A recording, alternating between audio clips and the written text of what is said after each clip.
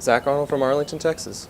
The UTA campus is home to many rich and interesting traditions, including the yearly bed races at Maverick Stadium and the annual Oozball tournament. But nothing has stood the test of time quite like the wheelchair basketball team, which is celebrating its 40th year in the 2016 season. I'm at the home of the Movin Mavs, where we get an exclusive look at what makes this team stand the test of time. Unlike Oozball with the bed races, wheelchair basketball is under scholarship. It took many years to get there, though, and those years of tradition are what attracts athletes today. Number one reason why I'm here at UTA is it's the rich history behind it. Coach Hayes, has been a huge, monumental thing going on with adaptive athletics. Same with Coach. I mean, the fact that they help us expand the program. I mean, it started with one school, UTA, and then Illinois joined up, Alabama, and now we have 11 schools this semester that offer scholarships to adaptive sports. Literal veteran leadership helps the men. The Movin Mavs have been a source of camaraderie, purpose, and focus for ex-military since the program's inception in 1976.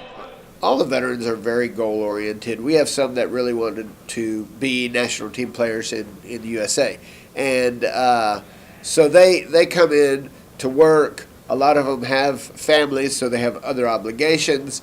And it's good for our young guys to see these guys who have served our country committed to working very hard to reach their goals. Over the course of the 40 years, many veterans have set a precedent for new players, older and younger. The example that's been set has inspired players today to be a positive example as well. I just want to work hard. I want to put forth effort. I want our team to have a noticeable effort that the fans could see, the other students here could see, the other teams.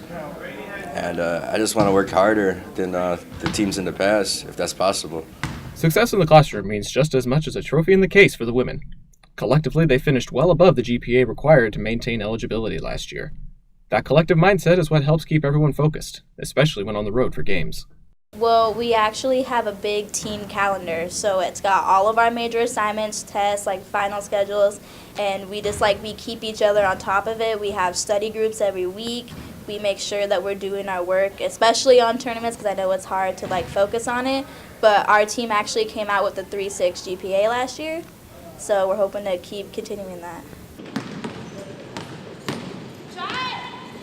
Winning last year's national title, the women feel they stand a decent shot to repeat. The women's team also sent 2 players to the 2016 Rio Paralympic Games, where Team USA won gold. One of those players believes the men's legacy helps pave the way for the women's success.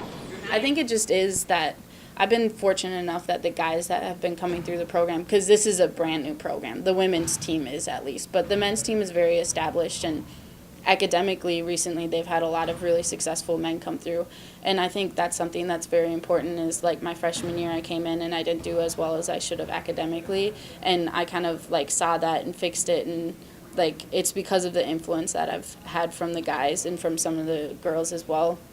That it's just academics are really important and that basketball is important as well, but the thing that you go to college for is the academic side for us especially. Whether it's hitting the books or hitting the hardwood, both teams are motivated during this anniversary year. Coach Garner believes the crossover between teams is part of what helps keep everyone competitive. For our girls in the United States, the highest division they can play in is the college division. A lot of the girls that play at that level, like Rose, she comes in and plays with the guys a lot. So to get better, you have to be playing faster, you have to be getting stronger, you have to be developing all the skills that it takes to compete at a Paralympic level. The men, rich in legacy, the women, building theirs, both look for a title this year. Hopefully a new trophy will be added to the family by the end of the season. Reporting from Arlington, Texas, I'm Zach Arnold.